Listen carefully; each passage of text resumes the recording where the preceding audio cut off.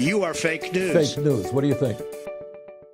This is the Fake News Watch, your alternative news source without the alternative facts. I'm Kaylee Fagan. Today, we're going to talk about what it means when something goes viral on the internet. Viral content dominates our Facebook and Twitter feeds, and even cable news shows often take special time between stories to recap the most popular online content of the week. It's the video that lit up the internet today. An alligator nearly as long as an SUV. He's the internet sensation in those white Vans sneakers. Damn, Daniel. A Charlotte man says he saw a UFO in Uptown, and now the story is going viral. Now, freakishly big animals caught on tape, memes, and UFO sightings may not seem like a major problem for the news industry, but the concept of going viral is more complex and convoluted than you might think. And today, we'll start to unpack how virality contributes heavily to the fake news phenomenon. For example, last week, a post on Instagram about missing girls in Washington, D.C. inspired a trending hashtag on Twitter and a national conversation about race and policing standards before it was ultimately debunked as a misunderstanding of DCPD's tweets.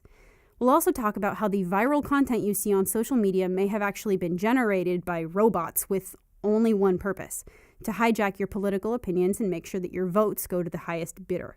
So let's unpack this together, shall we? First, what does it even mean when a video or a meme or a website goes viral? Well, there isn't really a hard and fast answer to this question, but speaking generally, virality is a social information flow process where many people simultaneously forward a specific information item over a short period of time with their social networks, where the message spreads beyond their own social networks to different, often distant networks, resulting in a sharp acceleration in the number of people who are exposed to the message. That is, according to Karine, Nahon, and Jeff Hemsley, who actually wrote a whole book on this stuff. If this is your first ever time on the internet, hi, welcome. You've been missing out on a ton of porn, so have fun with that. But if this isn't your first time online, I can guarantee that you know what I'm talking about, and you're probably thinking, how could a video of cats being scared of cucumbers possibly hurt me?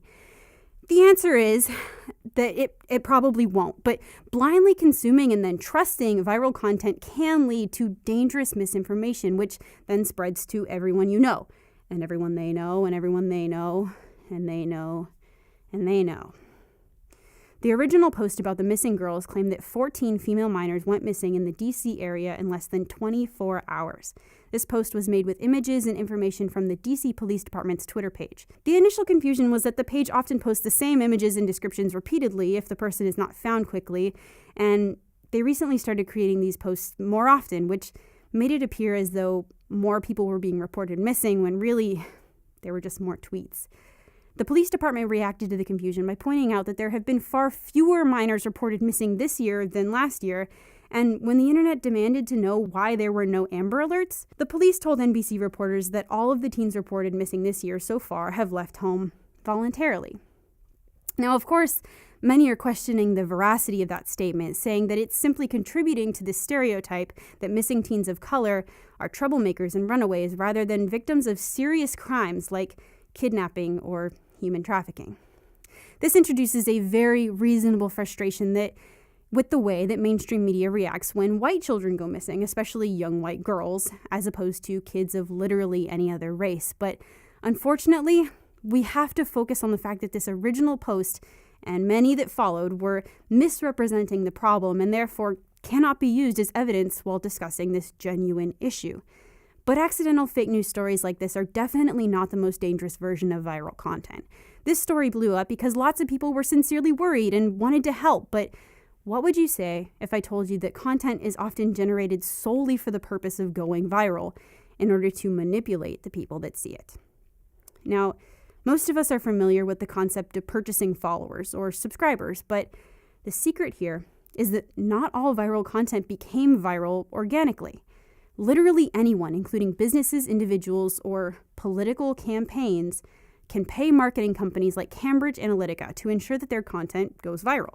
According to a study conducted by Scout, Cambridge Analytica specializes in identifying, predicting, and abusing knowledge about individual people, usually obtained without their consent, in order to sway opinions and ultimately votes. They do this by tracking your clicks, your likes, your online purchases, and movement throughout the internet. Then, Using fake profiles, artificial intelligence, and automated Twitter bots, they ensure that the right content, usually in the form of fake news, goes viral and ultimately gets to the people who will be swayed by it.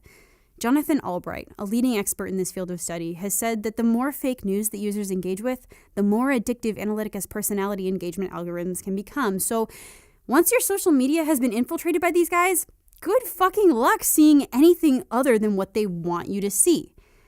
It's also crucial that I mention Analytica's relationship to, Donald Trump. According to this study, Trump paid this company to market online for him during the 2016 campaign, and it's no wonder he did because one of his biggest donors, the hedge fund billionaire Mercer family, co-owns Analytica, and his chief strategist Steve Bannon serves on its board of directors. So, okay, listen, maybe none of this changes anything for you. Maybe you just want to go back to your videos of puppies and babies playing together and not think about this, which is fine. I understand that, but the point here is that just because something is viral, just because it has millions of views and then gets talked about on the nightly news does not mean that it is real or accurate and wasn't paid for by politicians literally trying to buy public opinion. So with that said, please try to support real, verifiable journalism by questioning everything and flagging anything that seems fishy. And above all, remember to seek the truth and share it.